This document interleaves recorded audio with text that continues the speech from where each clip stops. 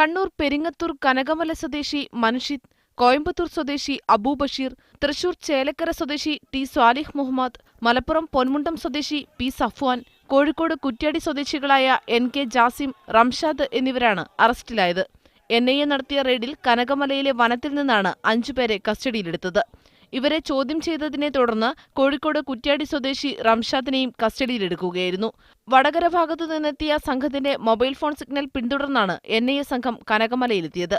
NIA IG Anurag Raj IPSന്റെയും 3 DYSPമാരുടെയും നേതൃത്വത്തിലുള്ള സംഘമാണ് 6 പേരെയും പിടികൂടിയത്.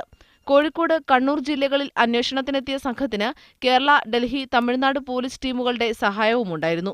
ചില വ്യക്തികളെയും സ്ഥലങ്ങളെയും ലക്ഷ്യമിട്ട് ആക്രമണം നടത്താൻ ഗൂഢാലോചന നടക്കുന്നതായി രഹസ്യവിവരം ലഭിച്ചതിന്റെ അടിസ്ഥാനത്തിൽ കേന്ദ്ര സർക്കാർ നിർദ്ദേശപ്രകാരമാണ് NIA Kochi office case register ചെയ്ത് അന്വേഷണം ആരംഭിച്ചത്. രാജ്യവിരുദ്ധ പ്രവർത്തനത്തിന് UAPA പ്രകാരമുള്ള കേസാണ് അറസ്റ്റിലായവർക്കെതിരെ രജിസ്റ്റർ ചെയ്തിട്ടുള്ളത്. അറസ്റ്റിലായവരിൽ നിന്ന് മൊബൈൽ ഫോൺ ഉൾപ്പെടെയുള്ള ഇലക്ട്രോണിക് ഉപകരണങ്ങളും പിടിച്ചെടുത്തതായി NIA അധികൃതർ അറിയിച്ചു. സാമൂഹ്യ മാധ്യമങ്ങളായ വാട്സാപ്പിലും ടെലഗ്രാമിലും പുതിയ ഗ്രൂപ്പുകൾ രൂപീകരിച്ചായിരുന്നു ഇവരുടെ പ്രവർത്തനം. ഈ ഗ്രൂപ്പുകളിലെ സന്ദേശങ്ങൾ രാജ്യത്തെ വിവിധ അന്വേഷണ ഏജൻസികൾ നിരീക്ഷിച്ചിരുന്നു.